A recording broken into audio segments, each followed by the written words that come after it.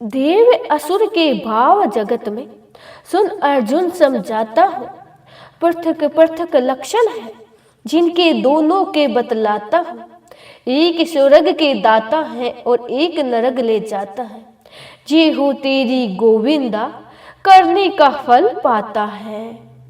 हरे कृष्णा। ओम भास्कराय नमः। आपका दिन शुभ और मंगलमय हो। पौष मास की 27वें अध्याय अधर्म ब्राह्मणों का वर्णन, पतित विपत्ति की कथा और गरुड़ जी का चरित्र। नारद जी ने कहा, देवर्षि, आपकी कृपा से मुझे परम पवित्र उत्तम ब्राह्मण का परिचय तो मिल गया है। अब जिस प्रकार मैं कर्म से अधर्म ब्राह्मणों को भी पहचान सकूं वह बात बतलाइए। ब्रह्मा जी बोले, बेटा, जो 10 प्रकार के स्नान, संध्या, पाशन और तर्पण आदि नहीं करता है, जिसमें इंद्रिया संयम का अभाव है, वही अधर्म ब्राह्मण है। जो देवताओं की पूजा, वेद विद्या, सत्य, सोच, योग, ज्ञान तथा अग्निहोत्र का त्यागी है, वह भी ब्राह्मणों में अधर्म ही है। महर्षियों ने ब्राह्मणों के लिए 5 स्नान बताए गए हैं।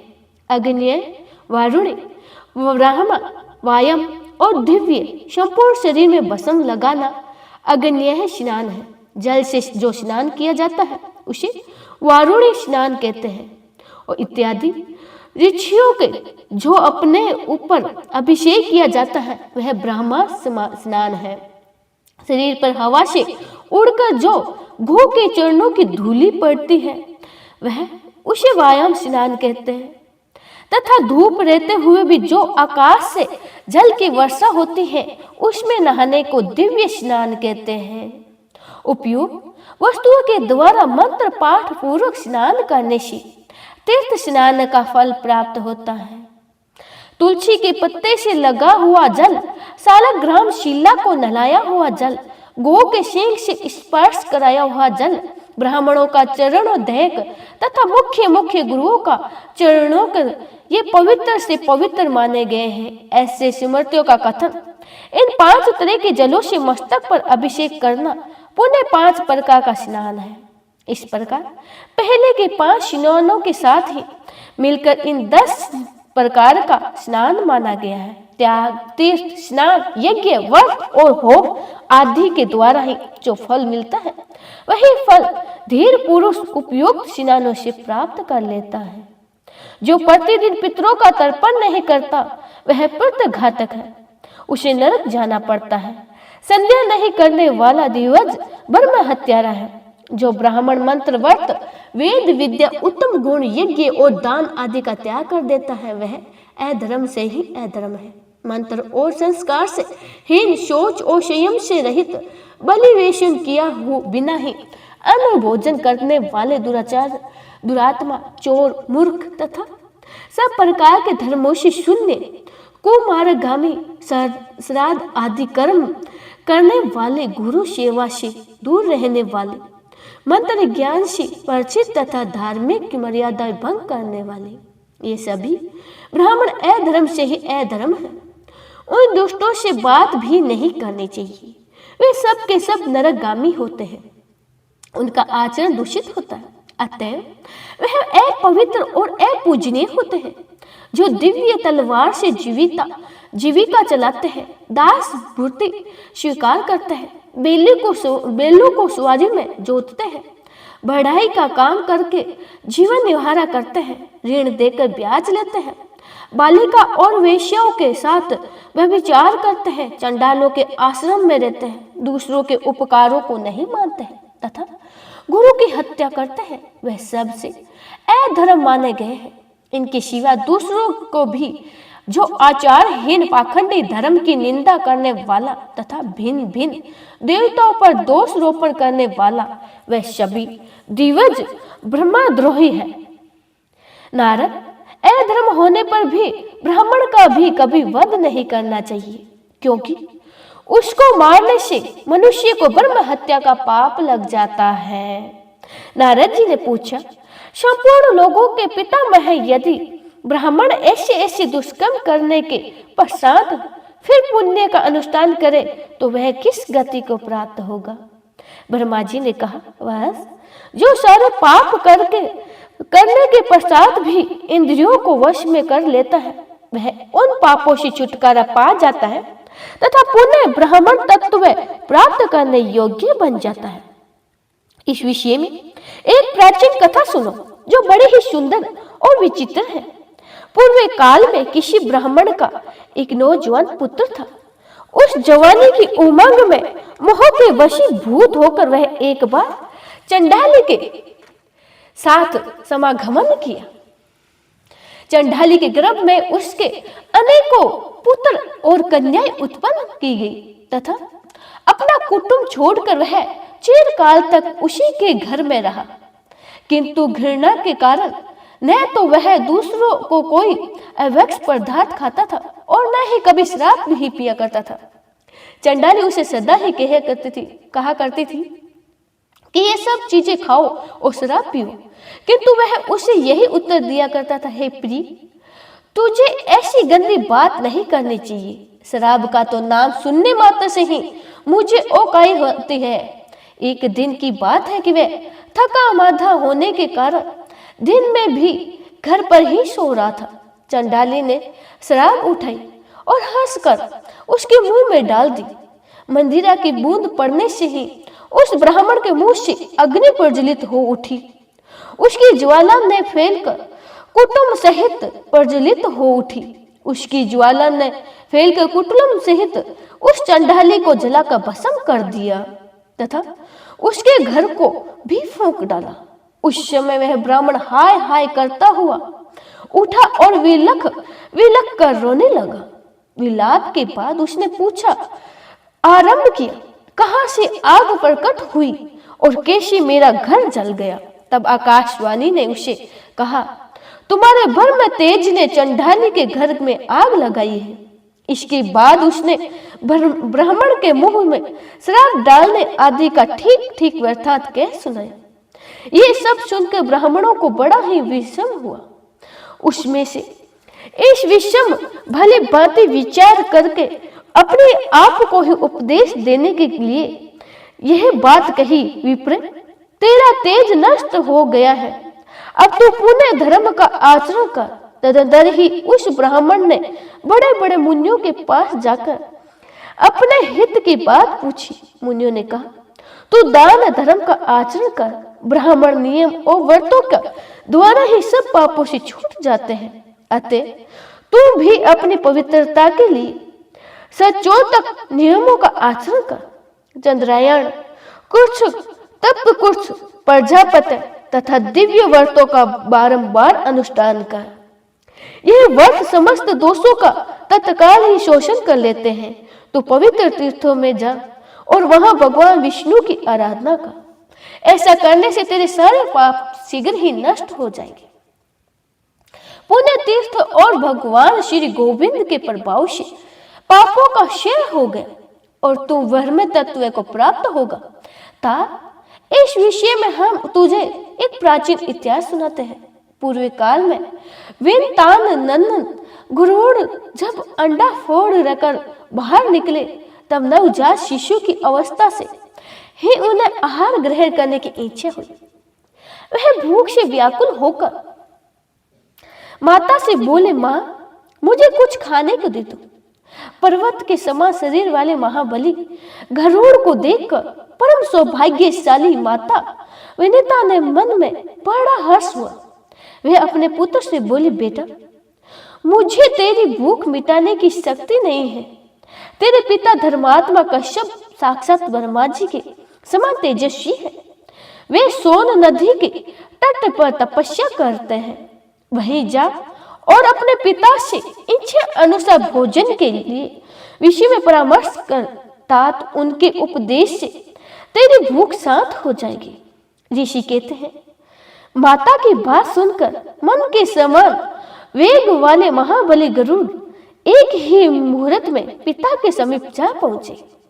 वहां प्रज्वलित अग्नि समान तेजस्वी अपने पिता मुनीश्वर कश्यप जी को देखकर उन्होंने मस्तक झुकाकर प्रणाम किया और इस प्रकार कहा, हे प्रभु, मैं आपका पुत्र हूं। और आहार की इच्छा से आपके पास आया हूं। भूख बहुत सता रही है, कृपया करके मुझे भोजन दीजिए। कश्यप जी ने कहा, वासण, उधर समुद्र के किनारे विशाल हाथी और कछुआ रहते हैं। वह दोनों बहुत बड़े जीव हैं, उनमें अपार बल है। वे एक दूसरे को मारने की घात में लगे हुए हैं। तू शीघ्र ही उनके पास जा और उनसे तेरी भूख मिटा सकता है। पिता की बात सुनकर महान वेगशाली और विशाल आकार वाले गरुड़ उड़कर वहां गए तथा उन दोनों के नखों से भी विदीर्ण उनकर के चोंच और पंजों से लेकर विद्युत के समान वेग से आकाश में उड़ गए। उस समय मंदाचार आदि पर्वत उन्हें धारण नहीं कर पाते थे। तब वह वायु वेग से 2 लाख योजन आगे जाकर एक जामुन की वृक्ष की बहुत बड़ी शाखा पर बैठे। उनके पंजा रखते ही वह शाखा साहस टूट पड़ी। उसे गिरते हुए महाबली पक्षी राज गरुड़ ने घोर ब्राह्मणों के वध के बहस से तुरंत पकड़ लिया। फिर बड़े वेग से आकाश में उड़ने लगे। उन्हें बहुत देर से आकाश में मंडराते देख भगवान श्री विष्णु मनुष्य का रूप धारण कर उनके पास आ जाकर इस प्रकार बोले, पक्षीराज, तुम कौन हो और किस लिए ये विशाल शाखा तथा ये महान हाथी एवं कछुओं के लिए आकाश में घूम रहे हो? उसके इस प्रकार पूछने पर पक्षीराज ने नर रूपी पधारे श्री नारायण से कहा, महाबाहु, मैं गरुड़ हूं। अपने कर्म के अनुसार मुझे पक्षी होना पड़ा। मैं कश्यप मुनि का पुत्र हूं और माता विनिता के गर्भ से मेरा जन्म हुआ है। देखिए, इन बड़े बड़े जीवों को मैंने खाने के लिए पकड़ रखा है। वृक्ष और पर्वत कोई भी मुझे धारण नहीं कर पाता है। अनेकों योजन उड़ने के बाद मैं एक विशाल जामुन का वृक्ष देखकर इन दोनों को लेकर खाने के लिए उनकी शाखा पर बैठा, किंतु मेरे बैठते ही वह सांस ही टूट गया। अतः शास्त्र ब्राह्मणों और गौओं के वध के डर से मैं और डर गया। अब मेरे मन में बड़ा विषाद हो रहा है। मैं क्या करूं, कहां जाऊं और कौन मेरा वेग सहन कर सकेगा? उसका वरदान आप सभी अगले अध्याय में जरूर सुने। उम्मीद है आज की यह कथा आपको पसंद आई होगी। कलयुग में जहां असत्य और अव्यवस्था का बोलबाला है, वही सत्य और धर्म की ज्योति हमें हमेशा राह दिखाती है। ओम आदित्याय नमः। हरे कृष्ण। आप वह है गरुड़ पुराण जो श्री विष्णु जी से बातचीत चल रही थी, उसके आगे का वृत्तांत है।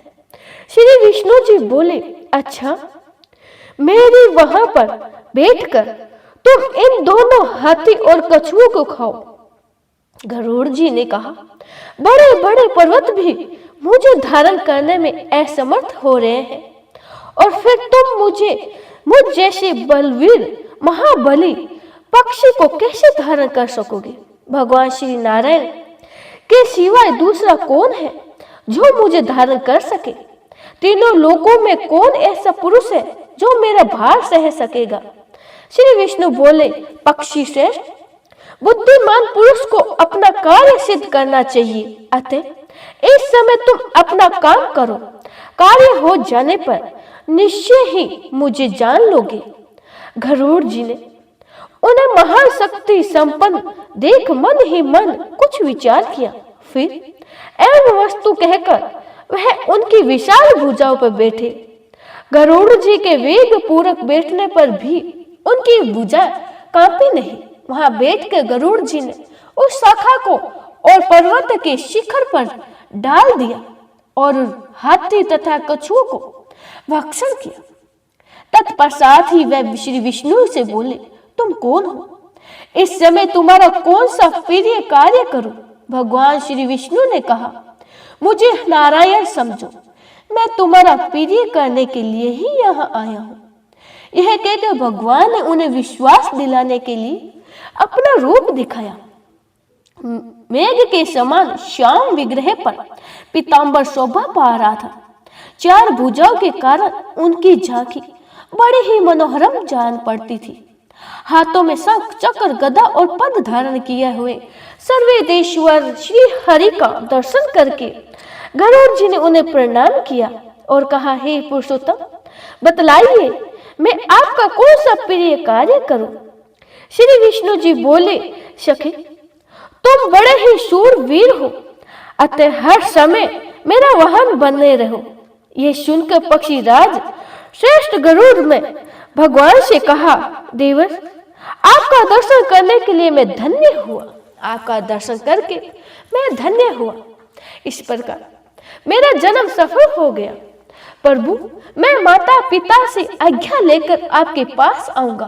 तब भगवान ने प्रसन्न होकर कहा, पक्षीराज, तुम अजर अमर बने रहो, किसी भी प्राणी से तुम्हारा वध ना हो, तुम्हारा कर्म और तेज मेरे समान हो, सुवत्र तुम्हारी गति हो, निश्चित ही तुम्हें सब प्रकार के सुख प्राप्त हो, तुम्हारे मन में जो भी इच्छा हो वे पूर्ण रूप से संपूर्ण हो जाए, तुम्हें अपनी रुचि के अनुकूल यथेष्ट आहार बिना किसी कष्ट के प्राप्त होता रहेगा, तुम शीघ्र ही अपनी माता को कष्ट से मुक्त करो। ऐसा कहकर भगवान श्री विष्णु तत्काल ही अंतर्ध्यान हो गए।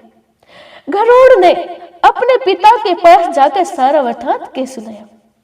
गरुड़ का वृत्तांत सुनकर उनके पिता महेश्वरी कश्यप मन ही मन बहुत ही प्रसन्न हुए और अपने पुत्र से इस प्रकार बोले, खड्गश्रेष्ठ, मैं धन्य हूं कि तुम्हारे कल्याण में ही माता भी धन्य है। माता की कोख तथा यह कुल जिसमें तुम्हारा जैसा पुत्र उत्पन्न हुआ है सभी धन्य है। जिसके कुल में वैष्णव पुत्र उत्पन्न होता है वह धन्य है। वह वैष्णव पुत्र पुरुषों में श्रेष्ठ तथा अपने कुल का उद्धार करने में श्री विष्णु का सहयोग प्राप्त करता है। जो प्रतिदिन श्री विष्णु की पूजा करता है, श्री विष्णु का ध्यान करता है, उन्हीं के यश को गाता हूँ, सदा उन्हीं के मंत्र को जपता हूँ, श्री विष्णु के स्तोत्र का पाठ करता हूँ, उनका प्रसाद पाता हूँ और एकादशी के दिन उपवास करता हूँ, वह सब पापों का क्षय हो जाने पर निस्संदेह मुक्त हो जाता है। जिसके हृदय में सदा ही श्री गोविंद विराजते हैं वह नर श्रेष्ठ विष्णु लोक में प्रतिष्ठित होता है। जल में पवित्र, स्थान में उत्तम, पथ पर गो में, ब्राह्मणों में, स्वर्ग में, ब्रह्मा जी के भाव में, भवन में तथा पवित्र पुरुष के घर में सदा ही भगवान श्री विष्णु विराजमान रहते हैं। इन सब स्थानों में जो भगवान का जाप करता है और चिंतन करता है वह अपने पुण्य द्वारा पुरुषों में श्रेष्ठ होता है और सब पापों का श्रेय हो जाने पर से भगवान श्री विष्णु के होता है। जो भगवान श्री विष्णु स्वरूप प्राप्त कर लेता है वही मानव संसार में धन्य है। बड़े बड़े देवता जिनकी पूजा करते हैं, जो जगत के स्वामी है, नित्य है, अच्युत और अविनाशी है, वह भगवान श्री विष्णु जिनके ऊपर प्रसन्न हो जाइए वही पुरुषों में श्रेष्ठ है। नाना प्रकार के तपस्या तथा भांति भांति के धर्म और यज्ञों का अनुष्ठान करके भी देवता लोग भगवान श्री विष्णु को नहीं पाते हैं, किंतु तुमने उन्हें प्राप्त कर लिया है, अतः तुम धन्य हो। तुम्हारी माता सोत के द्वारा घोर संकट में डाली गई है, उसे छुड़ो। माता के दुख का प्रतिकार करके देवर्ष भगवान श्री विष्णु के पास जाना। इस प्रकार श्री विष्णु ने महान वरदान पाकर और पिता की आज्ञा लेकर गरुड़ अपनी माता के पास गए और हर्षपूर्वक उन्हें प्रणाम करके सामने खड़े हो गए। उन्होंने पूछा, मां बताओ, मैं तुम्हारा कौन सा प्रिय कार्य करूं? कार्य करके मैं भगवान श्री विष्णु के पास जाऊंगा। ये सुनकर सती विनीता ने गरुड़ से कहा, बेटा, मुझ पर महान दुख आ पड़ा है, तुम उसका निवारण करो। बहन करधु मेरी सोत है, पूर्व काल में उसने मुझे एक बात में अनायापूर्वक हराकर दासी बना लिया था। अब मैं उसकी दासी हो चुकी हूं।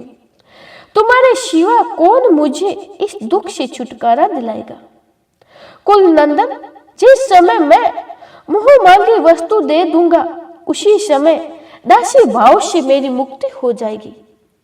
गरुड़ ने कहा, माँ शीघ्र ही उसके पास जाकर पूछो वह क्या चाहती है, मैं तुम्हारे कष्ट का निवारण करूंगा। तब दुखहीन विनता ने करधू से कहा, कल्याणी तुम अपने अभीष्ट वस्तु बताओ जिससे देखकर मैं इस कष्ट से छुटकारा पा सकूं। यह सुनकर उस दुष्टनी ने कहा, मुझे अमृत लाकर दो। उसकी बात सुनकर विनता धीरे धीरे लौटी और बेटे से दुखी होकर बोली, ता वह तो अमृत मांग रही है, अब तुम क्या करोगे? गरुड़ जी ने कहा, मां तुम उदास ना हो, मैं अमृत ले आऊंगा। यूं कहकर मंद के समान वेग पक्षी गरुड़ सागर से जल लेकर आकाश मार्ग से चलते हुए उनके पंखों की हवा से बहुत सी धूल भी उनके साथ साथ उड़ती गई। वह धूल राशि उनका साथ नहीं छोड़ सकी। घन तत्व स्थान पर पहुंचकर गरुड़ ने अपनी चोंच में रखे हुए जल से वहां के अग्निमय परकोट को बुझा दिया तथा अमृत की रक्षा के लिए जो देवता नियुक्त थे उनकी आंखों में पूर्वता धूल भर गई, जिससे वे गरुड़ जी को देख नहीं पाए और बलवान स्वरूप गरुड़ जी रक्षकों को मारकर और अमृत लेकर वह वहां से चल दिए। पक्षी को अमृत लेकर आता देखकर ऐरावत पर चढ़े हुए इंद्र कहा, अहो पक्षी का रूप धारण करने वाले तुम कौन हो जो बलपूर्वक अमृत को लिए जाते हो? संपूर्ण देवता को अप्रिय करके यहां से जीवित कैसे जा सकते हो? गरुड़ जी ने कहा, देवराज मैं तुम्हारा अमृत लिए जाता हूं, तुम अपना पराक्रम दिखाओ। यह सुनकर महाबाहु इंद्र ने गरुड़ पर तीखे बाणों की वर्षा आरंभ कर दी, मानो मेरु गिरी के शिखर पर मेघ जल की धाराएं बरसाती है। गरुड़ जी ने अपने वज्र के समान तीखे नखों से ऐरावत हाथी को विदर्भ कर डाला तथा मार्ग सहित रथ और चक्कों को हानि पहुंचाकर आगामी देवताओं को भी घायल कर दिया। तब इंद्र ने कुपित होकर उनके ऊपर वज्र का प्रहार किया। वज्र की चोट खाकर भी महापक्षी गरुड़ विचलित नहीं हुए, वे बड़े वेग से भूतल की ओर चले। तब इंद्र ने सब देवताओं के आगे स्थिर होकर कहा, निष्पाप गरुड़ यदि तुम नाग माता को इस समय अमृत दे दोगे तो सारे सांप अमर हो जाएंगे। अतः यदि तुम्हारी संपत्ति हो तो मैं इस अमृत को वहां से ले हर लाऊंगा। गरुड़ बोले, मेरी साध्वी माता विनता दासी भाव के कारण बहुत दुखी है। जिस समय वह दासीपन से मुक्त हो जाए और सब लोग इस बात को जान ले, उस समय तुम अमृत को हर लेना। यूं कहकर महाबली गरुड़ माता के पास जा पहुंचे। इस प्रकार बोले, माँ मैं अमृत ले आया हूं, इसे नाग माता को दे दो। अमृत से ही पुत्र को आया देखकर विनता का हृदय हर्ष से खिल उठा। उसने करधू को बुलाकर अमृत दे दिया और स्वयं दासी भाव से मुक्त हो गई। इसी बीच से इंद्र ने साहस पहुंचकर अमृत का घड़ा चुरा लिया और वहां विष का पात्र रख दिया। उन्हें ऐसा करते हुए कोई देख ना सका। करधू का मन बहुत ही पसंद हुआ। उसने पुत्र को वेगपूर्वक बुलाया और उसके मुख से अमृत जैसा दिखाई देने वाला विष दे दिया। नाग माता ने पुत्र से कहा, तुम्हारे कुल में होने वाले सभी सांपों के मुख में ये अमृत की बूंदें नित्य निरंतर उत्पन्न होती रहे तथा तुम लोग इसे सदा संतुष्ट रहो। इसके बाद गरुड़ अपने पिता माता से वार्तालाप करके देवताओं की पूजा कर अविनाशी भगवान श्री विष्णु के पास चले गए। जो गरुड़ के इस उत्तम चरित्र का पाठ या श्रवण करता है वह सब पापों से मुक्त होकर देवलोक में प्रतिष्ठित होता है। ब्रह्मा जी कहते हैं, ऋषियों से मुख से यह उपदेश सुनकर और गरुड़ का प्रसंग सुनकर वह प्रतीत ब्राह्मण नाना प्रकार के पुण्य कर्मों का अनुष्ठान करके पुनः ब्रह्म तत्व को प्राप्त हुआ और तीव्र तपस्या करके स्वर्ग लोक में चला गया। सदाचारी मनुष्य का पाप प्रतिदिन क्षीण होता है। और दुराचारी का पाप पुण्य सदा ही नष्ट होता है। अनाचार से पतित बहु हुआ ब्राह्मण भी यदि फिर सदाचार का सेवन करे तो वह देवत्व को प्राप्त होता है और अद्विज प्राणों के कंठरगत होने पर भी सदाचार का त्याग नहीं करते हैं। नारद, तुम ही मन वाणी शरीर और क्रिया द्वारा सदाचार का पालन करो। बोलो श्री विष्णु भगवान की जय हो।